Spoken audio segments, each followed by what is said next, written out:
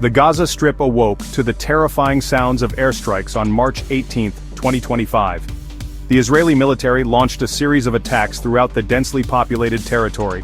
More than 400 Palestinians were killed in this latest wave of violence. Hundreds more were injured, overwhelming Gaza's already strained medical facilities. Gaza City, Khan Yunis, and Rafah faced intense bombardment. The strikes resulted in widespread destruction, adding to the devastation from previous conflicts. The Israeli government, led by Prime Minister Benjamin Netanyahu, stated that the strikes were intended to pressure Hamas. They aimed to compel the release of Israeli hostages held by the group since the October 2023 conflict. Hamas condemned the attacks and blamed the United States for its unwavering support of Israel.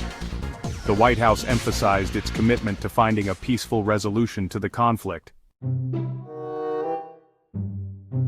The international community responded to the escalation of violence with a mix of condemnation and calls for restraint. Several countries, including Belgium, Malta, Switzerland, Russia, China, and Iran, issued statements criticizing the Israeli airstrikes. They expressed deep concern over the rising death toll and the disproportionate use of force against civilians in Gaza. Belgium's foreign minister specifically denounced the strikes, emphasizing the need for a de-escalation of hostilities. Malta's prime minister labeled the attacks as barbarous and urged for an immediate ceasefire. Switzerland stressed the importance of protecting civilians and upholding international humanitarian law. Russia, China, and Iran called on Israel to exercise restraint and respect international law. The United Nations also voiced its alarm over the escalating situation.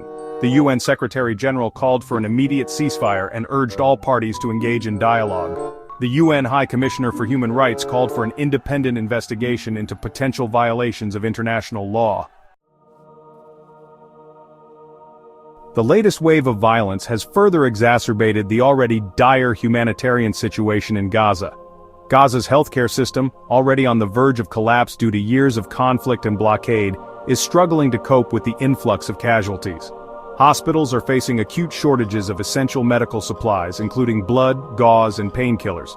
The situation is particularly dire for children, who make up a significant portion of the injured and displaced. The UN Relief and Works Agency for Palestine Refugees in the Near East, UNRWA, has reported that many children are experiencing severe psychological trauma.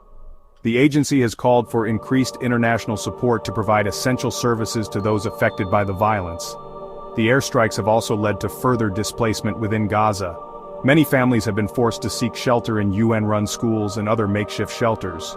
These shelters are already overcrowded and lack adequate sanitation and other essential services. The international community has responded with calls for the resumption of humanitarian aid to Gaza. As the death toll mounts and the humanitarian crisis deepens, calls for a lasting and just peace in the region are growing louder. The international community must move beyond condemnation and take concrete steps to address the root causes of the conflict. This includes addressing the issue of Israeli settlements, ending the blockade of Gaza, and finding a just solution for Palestinian refugees. Accountability for potential war crimes and violations of international law is also crucial.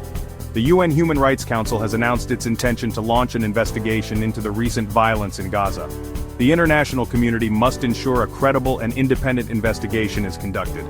The situation in Gaza demands urgent attention and action. The cycle of violence, destruction, and suffering must end.